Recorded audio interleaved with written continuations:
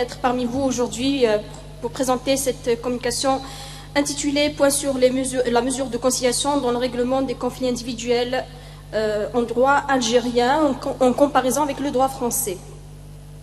La procédure de conciliation est un préalable obligatoire avant toute action judiciaire dans le processus de règlement des conflits individuels de travail. Nous l'inscrivons aisément dans le cadre des modes alternatifs de règlement des différends, en ce qu'elle substitue à l'action judiciaire dès lors que son aboutissement marque la fin du conflit et engage les parties au résultat obtenu. Toutefois, la mise en application de cette procédure laisse paraître des ambivalences et des insuffisances, en ce qu'elle paraît plus comme une simple formalité préalable à l'action judiciaire que comme une véritable tentative de règlement d'un conflit, et surtout depuis la promulgation de la loi 0809 portant le code de procédure civile et administrative, une équivoque est soulignée autour de la question de savoir si on pouvait appliquer les règles générales de conciliation selon le code de procédure civile et administrative en matière prud'homale. Il s'agit donc tout d'abord d'expliquer le procédé de conciliation dans les conflits individuels de travail, puis de s'arrêter sur les différentes insuffisances et ambivalences du régime en la matière. En ce qui est donc de comprendre le procédé de conciliation en matière des conflits individuels, la première question qui se pose, c'est de savoir quelle est la place de la conciliation dans le cheminement des procédures de règlement des conflits individuels de travail. La loi 94, dans son article 2, définit le conflit individuel de travail comme étant un différend de travail opposant un travailleur salarié à son employeur sur l'exécution de la relation individuelle de travail liant les deux parties et qui n'a pas été résolu dans le cadre des procédures de règlement au sein de l'entreprise. On en retiendra l'importance de la conciliation dans la définition même du conflit individuel de travail. Finalement, ce n'est qu'en arrivant à la procédure de conciliation qu'on peut légalement parler de l'existence véritable d'un conflit individuel de travail au sens propre. Pourtant, après avoir donné cette définition, le législateur légifère les mesures de règlement interne dans le chapitre destiné au règlement des conflits individuels de travail, ce qui laisse supposer que le conflit est déjà constitué dès lors qu'il y a un litige entre un travailleur pris individuellement et son employeur. La solution préconisée consiste à considérer l'existence ou non d'un conflit individuel de travail sous l'angle des éléments qui permettent de mesurer le taux de conflictualité dans une entreprise donnée. Ainsi, dans le calcul du taux de conflictualité d'une entreprise, les litiges réglés dans l'entreprise ne sont pas comptabilisés dans le calcul de ce taux, alors que les conflits pour lesquels une procédure de conciliation a été engagée, ils sont comptabilisés même s'ils sont réglés dans le cadre de la conciliation.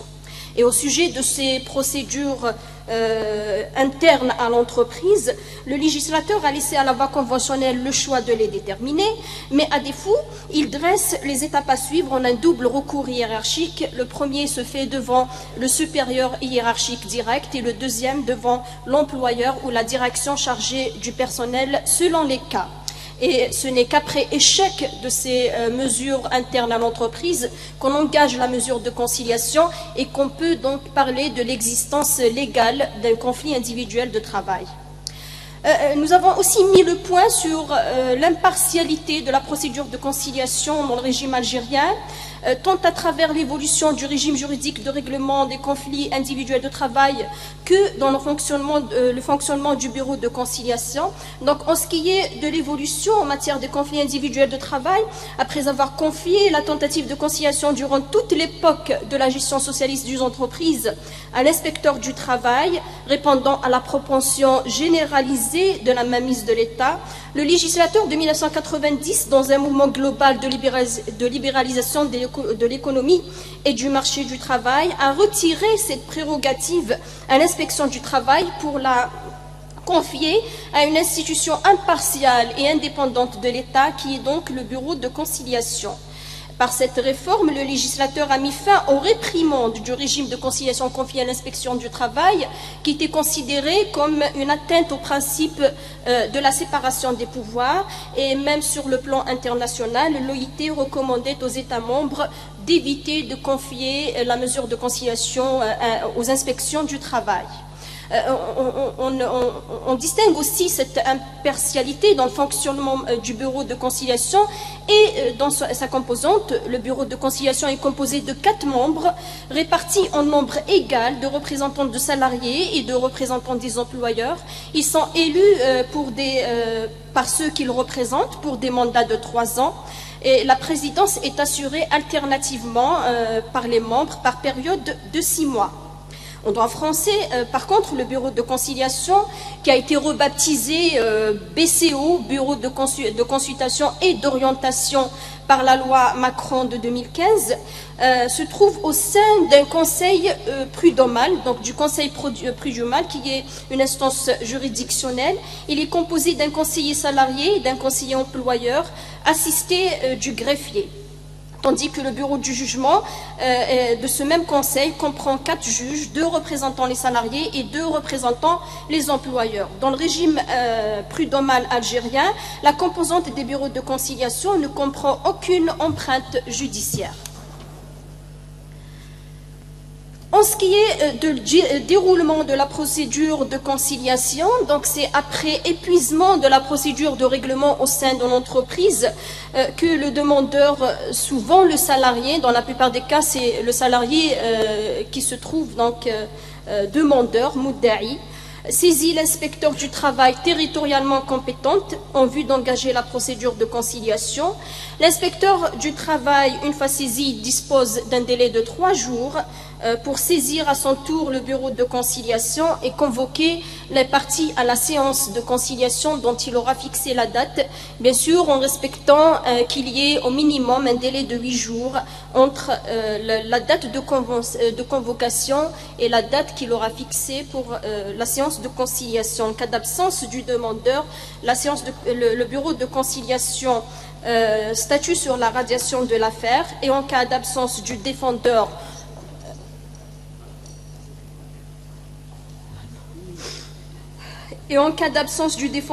à 2 séances de conciliation consécutives, le bureau dresse un procès-verbal de non-conciliation. Les résultats de la conciliation, quand il y a un PV de conciliation, s'imposent aux parties. C'est un titre à exécution. Quand il n'y a pas eu de conciliation, les parties auront un délai de 6 mois pour aller à l'action judiciaire. En ce qui est rapidement des insuffisances du régime de conciliation des conflits individuels de travail, nous sommes arrêtés sur certaines lacunes juridiques de la loi 94. Il est de ces lacunes que, par exemple, lors de l'absence du demandeur, le législateur se contente de stipuler la radiation de l'affaire en cas d'absence non justifiée et ne traite pas de l'absence justifiée. Aussi, on marquera l'ineffectivité de la conciliation dans la réalité du terrain.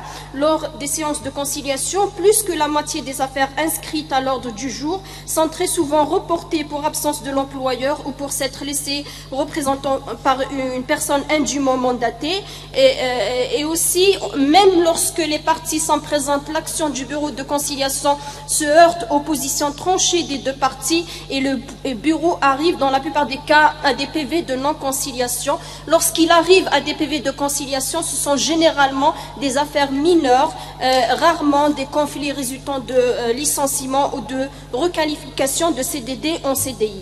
Et j'arrive au point le plus important de cette communication. Il s'agit de l'équivoque posé au sujet des règles générales de conciliation selon le Code de procédure civile et administrative. Au terme de la loi 0809, donc, les parties au litige peuvent se concilier soit de leur propre initiative ou à l'initiative du juge tout au long de la procédure. Et cette conciliation est constatée dans un PV qui sera lui aussi, qui constitue dès lors un titre exécutoire. La question à poser est de savoir s'il est possible d'apposer ces règles générales de conciliation stipulées par le Code civil et administratif à celles prévues en matière de conflits individuels de travail, sachant que dans la pratique, il n'y a eu aucune application de ces dispositions en matière prud'homale. Pourtant, le Code de procédure n'ayant pas exclu les actions prud'homales des règles organisant la conciliation en tant que mode alternatif de règlement des différends, comme il l'a fait pour la médiation, il est légitime de supposer que les deux formes de conciliation peuvent s'appliquer. Les choses ne sont cependant pas si simples, tant il est difficile de concevoir le recours à une double tentative de conciliation pour le même conflit, alors que le PV de non-conciliation ouvre directement le champ à l'action judiciaire. Donc je vais terminer. En conclusion, la conciliation pourrait être un mode propice de règlement des conflits individuels de travail si cette procédure était effective, mais son efficacité dans la réalité du terrain en fait plus un obstacle qui retarde le recours juridictionnel qu'un moyen d'évitement de ce même recours.